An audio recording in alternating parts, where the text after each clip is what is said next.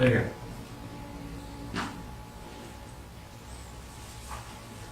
Okay, well, great. Thank you very much, John, for making time for us, and Peter, and Peter, they're actually hosting it. It's very nice to be here. I'm a biologist with a background in philosophy. I'm very interested in the relationship between science and what makes science work. What I'm proposing today is that as a Christian, I believe that trust in Jesus, which is the center of Christianity, should be seen as both desirable and rational, and no less so for those who are scientifically trained. I realize, of course, in this venue that they're controversial statements, so I look forward to the discussion. Now, with my offering today, I'm not claiming to offer a knockdown refutation of naturalism or atheism. Instead, I aim to offer an invitation to engage some of the robust, scientific, realist thinkers in the Christian tradition, which stretch back to the origins of the modern sciences and before, and definitely continue today in universities around the world. I've had the great privilege of visiting and talking with many of them. Of course, I could, and this would perhaps be the classical debate move, go through various arguments for the existence of God. And I think there are many which are very good. But you have to take the time to examine them and work through them slowly. One is nomological. There's a whole class of arguments from the fact that the world has laws, is orderly. Secondly, of course, and famously, there's cosmological arguments from the universe's existence and beginning and contingency and various related features. Thirdly, there's a class of mathematical arguments, again for the nature of the laws in the universe, its comprehensibility and its elegance, expressible in elegant mathematical equations. And fourthly, and also quite not known, there are the classes of fine-tuning arguments. And again, there's a range of these from fundamental physical constants. And then there's, of course, various others, historical and moral and from consciousness, but one that's less well known is anthropological, the very existence of human beings and their traits. And I could talk through each of these, and it may take a number of hours, but I think before we really get onto the details of these, we need to be able to avoid dismissing them immediately, as I think many in the room we want to do, and many skeptics in general. So before we discuss the arguments, I think we have to understand why the subject matters, to examine some common myths, particularly those raised by the new atheists. And the new atheists and atheists on the internet in recent years have propagated many blatant falsehoods about Christianity, about the Christian faith, about God, and we cannot really discuss the arguments until we remove the myths. So hopefully in responding to John and forth, we'll go through some of these. And ultimately, we want to see why the deeper, difficult, and intricate discussion is actually worth having. So we're only really going to start the discussion today, but I just want to invite you to that, to convince you, perhaps, or open some of you to see that there are serious scholars and serious arguments that have been debated for many hundreds of years and cannot be dismissed with a few lines on the internet, as many people somehow come to believe. To start this conversation, I'm just going to go through some quotes which I quite like, which highlight some things which I believe to be true. This is from the very, perhaps, one of the founders of modern mathematics, Zac1a, which I spelled his name correctly. And he says, he had the issue of dealing with free thinkers and atheists as well. There's nothing too new here. And he was perhaps a little bit dismissive of them. But he said the free thinkers have yet to produce any objections that have not long been refuted most thoroughly. And he's writing around the 1760s. But since they're not motivated by the love of truth, and since they have an entirely different point of view, we should not be surprised that the best refutations count for nothing, and that the weakest and most ridiculous reasoning, which is so often been shown to be baseless, is continuously repeated. I think this is just one of the difficulties of these kinds of discussions. We need to make sure, before we really enter into it, that we are motivated by love of truth. And that we're open to serious reasoning and to being refuted on various points back and forth. Of course, I don't really want to say that you're not motivated by love of truth. I don't know you. But I want to emphasize that this is a long-running discussion from some of the most brilliant minds in human history. And if we're to take that to engage in it seriously, we must be motivated by the love of truth. Sorry, somehow the formatting went wrong, the switch between computers, but he says that there's two kinds of people, one can call reasonable, and I'll paraphrase, but those who serve God because they know Him, and those who seek God because they do not know Him. This is, again, one of the founders of modern science, the founders of physics and various other disciplines, and his thinking is that this is a crucial question. And he wrote many pages on his understanding of the relationship between reason and faith in the 1600s.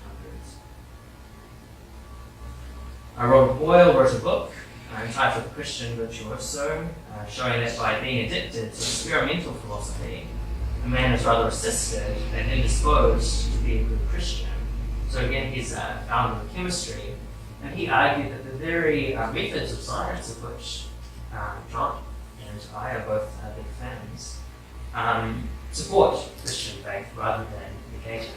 So this is not just a kind of last-minute rebuttal to a new atheist or something like this. This has been the mainstream Christian position for at least the last 4 centuries. This is what Christian thinkers have historically thought, that we should not fear the methods of science. In fact, it was Christians who invented them to a large extent. So I'm certainly not afraid or worried about engaging in this discussion, because I think there's nothing to fear here. The truth is definitely worth seeking. Now, Isaac Newton had an interesting view on the laws of nature. Many people will assume that if you're a Christian and a scientist, these two things must be compartmentalized. There must really be no traffic between them. This was just not the case of the founders of modern science. And in fact, the very notion of laws of nature is tied to theological notions. This is just one example of one of the foundations of modern science, which came out of theological thinking. So Newton writes somewhere that from this fountain, and he's talking about the will of God, the choice of God, it is those laws, which we call the laws of nature, that flow, in which there appear many traces of the most wise contrivance, but not the least shadow of necessity. So his point here is that the laws are contingent. They could be different. And he grounds this contingency, and as we'll see later in the quote, he grounds his desire to seek what these laws are in the fact that they are the product of the free choice of God. So Isaac Newton is widely regarded as the greatest scientist who ever lived, who wrote the greatest scientific work, the Principia Mathematica. And the introduction to that work also has a number of theological points in it. And he wrote his works in order that thinking people who are engaging in the new sciences would consider seriously the reality of the Creator behind the world which science is studying. So after going quickly through some of these quotes, I just want to make 2 simple points. We can engage in many of the points which John has raised as well. But 2 points I'd like to make today is that I don't think the sciences support naturalism. There's no particularly strong connection between naturalism and science. This is a founding concept, I think, in John's thought. Having read through some of his blog posts and such, I think it's not true. And secondly, I want to say that Christians should be interested in evidence, because many people think that evidence and faith, as John has suggested today, are opposites in some way. This is not the historic Christian understanding of faith, and it's not the historic Christian understanding that Christians should be afraid of evidence or anything like that. In fact, evidence is seeking evidence is even encouraged in the biblical worldview, as I understand it. There's many verses on things like testing and experiencing and investigating. So Christianity is not a credulous faith, and I realize this goes against the sustained indoctrination of many years for many people who've been told that Christianity is a credulous faith. That's simply not true.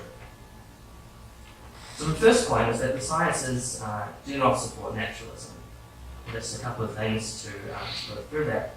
Firstly, a possible argument to the contrary, which I've cobbled together from some of John's writings.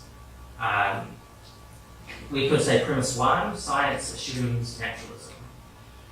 And I've got a quote there from one of his blogs, which I think supports this. And I think he says something like this today as well. In fact, John, would you agree that science assumes naturalism? Yes. And premise two, science's explanations are in theory not restricted. Again, we've heard something like this from John today, that conceptually at least, science should be able to explain everything in the world. And this is, again, supported with a quote from one of his blogs. And the conclusion which I think John gets out of these premises, or something like that, is that naturalism should be believed.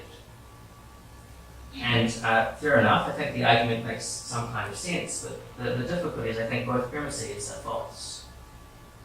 So on the first premise, I think it's clear that sciences assume at most methodological naturalism. Now methodological naturalism is not a claim about reality, it's not an ontological claim, but it's a method for finding things out. It's an epistemological claim, it's a claim about knowledge, in a particular domain, what's more. So to go from that to ontological naturalism, the claim that only natural things exist, however we choose to define that, which is a difficult issue of its own, but to go from methodological, from method, to ontology, is not a small jump. And if you want to do that, you need to justify that. Okay. So the first premise, as stated, is false, or at least misleading. And the second, I think, is also even more clearly false. The idea that scientific explanations are in theory not restricted. Scientific explanations will never be given, I suggest, of value. And we can talk through these if you wish, of mathematics, of causation itself, of the fundamental laws, whatever these may be. Science explains things in terms of laws. It's never going to explain fundamental laws. And laws of logic is another example. I think none of these the science has any hope of explaining. Now, of course, John has suggested that science explains value, but I think that's a confusion. I think what he's told us is that science might explain how we come to have moral beliefs. That's quite a separate question of whether science explains the existence of value.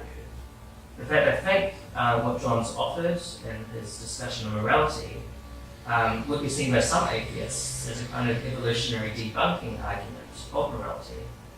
That we've given an evolutionary account of moral beliefs, so why should we believe they're actually true? Moral beliefs arose for reasons fully independent of their truth. So many atheists and theists have worries about this. If we explain morality purely in evolutionary, naturalistic terms, what are we left with? Are we really left with morality? Why should I act morally? If the only reason that I believe it is on account of my ancestors benefiting in reproductive rate due to having these beliefs. Of course, this is a large topic which we can go into. It's not really the focus of the debate, but if we want to swing it that way, that's fine. I also want to say the metaphysical foundations of science have no necessary link to naturalism. Many foundations of science we can talk about: laws of nature, the principle of induction, the fact that the universe is more or less uniform, so we can predict what will happen based on what has happened in the past. The comprehensibility of the universe, this is the basic foundation of science, has no particular connection to naturalism. To me, it seems to be a tension, but at the very least, there's no necessary connection. And of course, the mathematical nature of the universe. I don't think naturalism predicts this in any particular way. To conclude my first point, I'd just like to quote Anthony Flew. He's an honorary associate still of the New Zealand Association of Rationalists and Humanists, formerly certainly a leading atheist, but who changed his mind in his final years, and he has a very helpful quote, I think. Those scientists who point to the mind of God as the explanation for natural laws propound a vision of reality that emerges from the conceptual heart of modern science. it is a vision that I personally find compelling and irrefutable. He is not just your average skeptic, he was a leader, as recognised by being named an honorary associate of the NZARH. He debated on behalf of atheism on many occasions. But in his later years, he came to believe that there is a God of some kind. And in the conclusion, the appendix to his book, he included an argument for the resurrection, to which he was sympathetic, though I don't know if he ever accepted it fully himself. So I definitely recommend reading this book. Many people will of course be skeptical, but if you're a real skeptic, I think you should investigate it. My second point is that Christians should be interested in evidence. And I want to say this because I want to explain some reasons that Christians have from their own sources, their own tradition, their own system of thought, that suggests that the atheist account of faith is incorrect. It goes against what Christians should think, in fact what Christians have thought over the many centuries of Christian thought.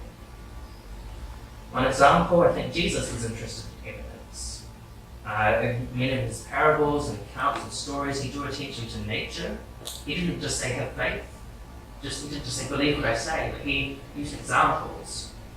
He pointed to sources. He used particularly nature as an example to illustrate many of his stories. He pointed on numerous occasions to his miracles as evidence for who he was. This is a form of evidence.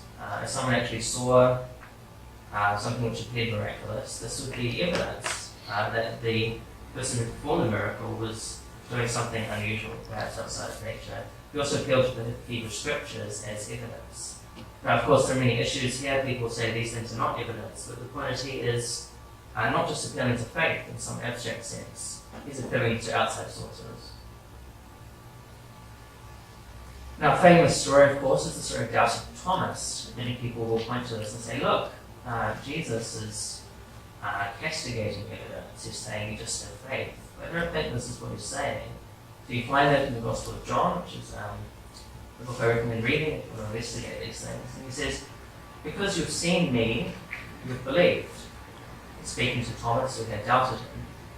And then Jesus continues, blessed are those who have not seen, and yet have believed. My brief response to this is that there is a contrast between faith in something, whereas between faith and sight, not between faith and evidence. So the contrast is between faith and seeing. Now, I think throughout the Bible, the focus is on testimonial evidence. Again and again, the concept of hearing is important. And I think this is the central concept, or one of the central concepts in the Gospel, so they're testimonial evidence of who Jesus was and what he'd done. And I think we can't really live consistently and just rule it out and say that's not evidence at all. You may not say it's good evidence, that's fine, we can discuss that, but it is evidence. It is a real kind of evidence. We use it in courts all the time, for instance. So there's a real kind of evidence that we're dealing with here in the Gospels. And Jesus is certainly not contrasting faith with evidence.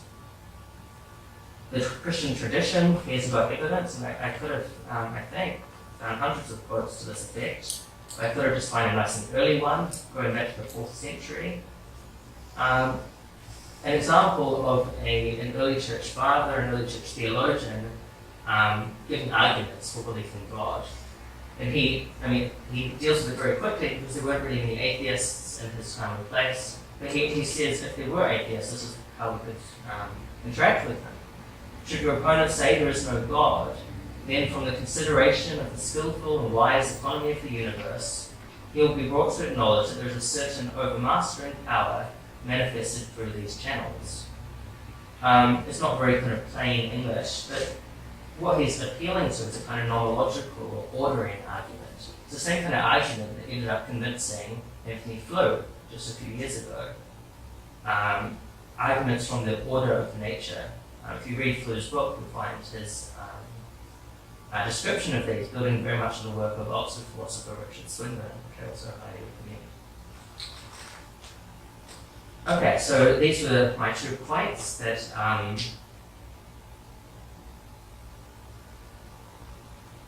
The sciences do not support naturalism, and that Christians should, I think, be interested in evidence.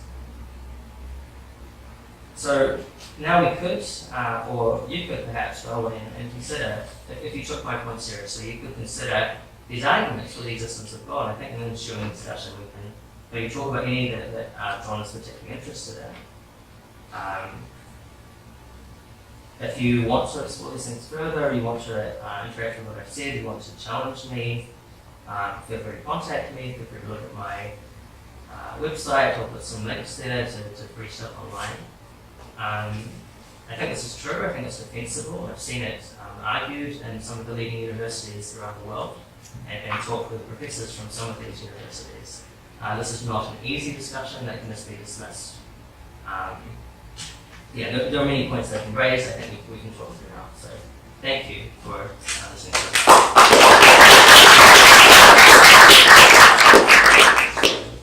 Thank you, Zac.